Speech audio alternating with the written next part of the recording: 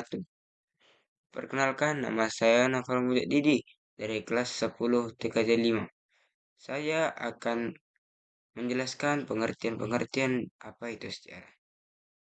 Menurut saya, sejarah adalah peristiwa di masa lampau dan tidak bisa diulang kembali. Dan ciri-ciri sejarah ada 3, yaitu unik, abadi, penting. Yang dimaksud dengan unik yaitu yang berarti hanya terjadi satu kali dan tidak mungkin bisa terulang kembali dengan bentuk kejadian yang sama persis. Sedangkan abadi tidak pernah berubah dan akan selalu dikenang sepanjang masa. Sedangkan penting, setiap peristiwa sejarah yang terjadi tentu membawa pengaruh yang besar terhadap kondisi masyarakat pada masa sekarang atau masa depan. Pengertian sejarah menurut para ahli. Yang pertama yaitu Bryce.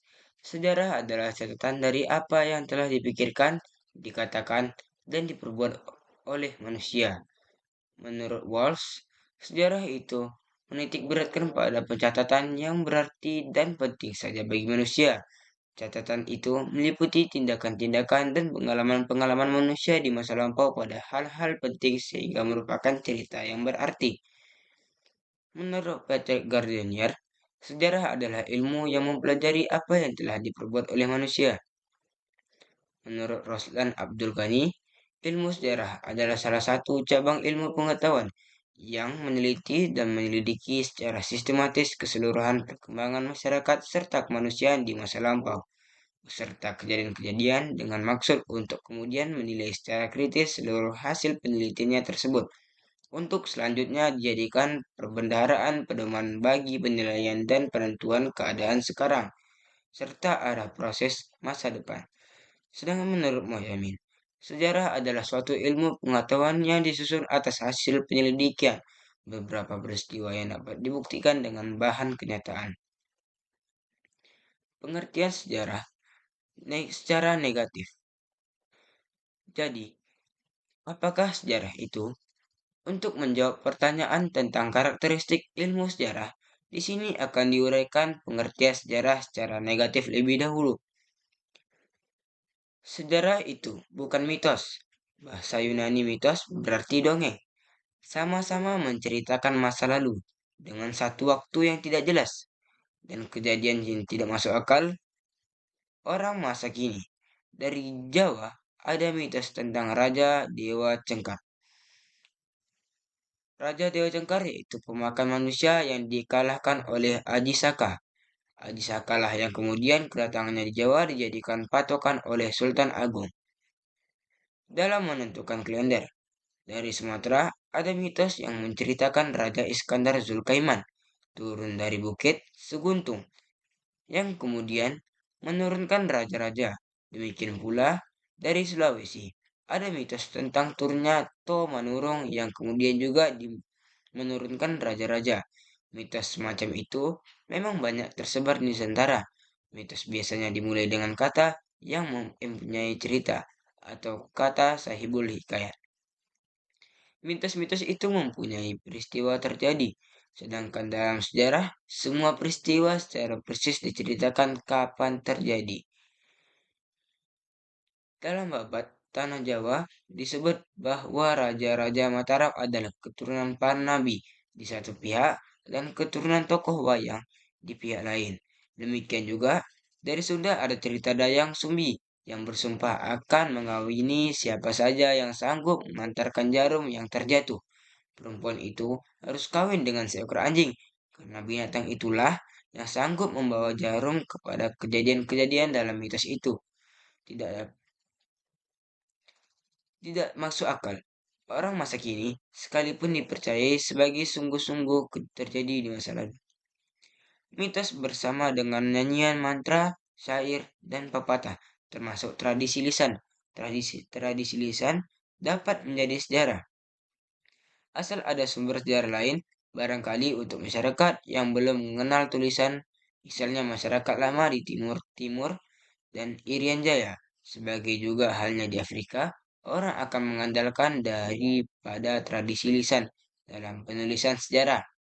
Untuk melacak asal-usul budak kulit hitam di Amerika, tidak ada cara lain kecuali sejarah hasil mempergunakan tradisi lisan Afrika yang telah diturunkan dari generasi ke generasi. Semua sumber itu sifatnya asal prosedur penelitian sejarah diterapkan. Sejarah itu bukan filsafat. Sejarah itu sebagai ilmu dapat terjatuh sebagai tidak ilmiah bila berhubungan dengan filsafat.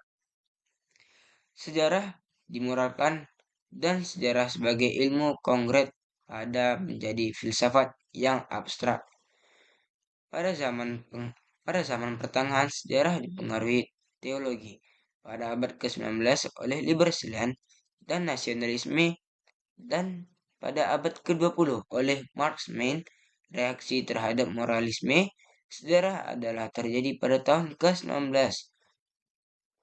ketika sejarah terpengaruh oleh aliran filsafat patriotisme dalam semua ilmu.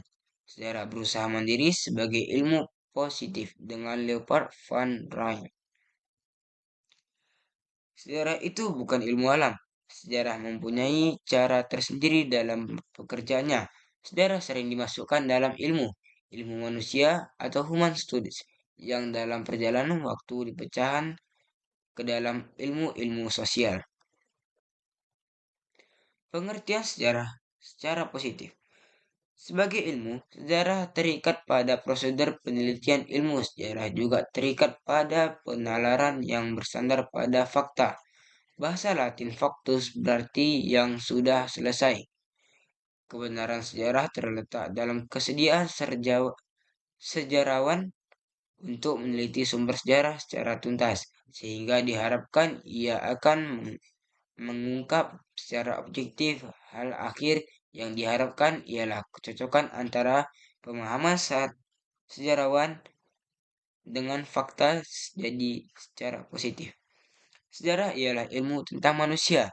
Peristiwa masa lalu itu sangat luas. Terjadinya alam semesta memang sudah berlalu, tetapi itu menjadi objek penelitian astronomi, bukan sejarah. Demikian pula pergeseran-pergeseran bumi di masa lalu merupakan pekerjaan geologi dan bukan sejarah. Jadi, sejarah hanya bercerita tentang manusia, akan tetapi tidak bukan cerita tentang masa lalu manusia. Secara keseluruhan, manusia yang berupa fosil menjadi objek penelitian antropologi ragawi dan bukan sejarah. Demikian juga benda-benda yang meskipun itu perbuatan manusia juga tetap lebih menjadi pekerjaan arkeologi. Sejarah hanya mengurusi manusia masa kini. Ada persetujuan tidak tertulis antara arkeologi dan sejarah di Indonesia. Sekian dari saya, terima kasih. Jika ada salah kata, mohon dimaafkan. Saya tutup. Wassalamualaikum warahmatullahi wabarakatuh.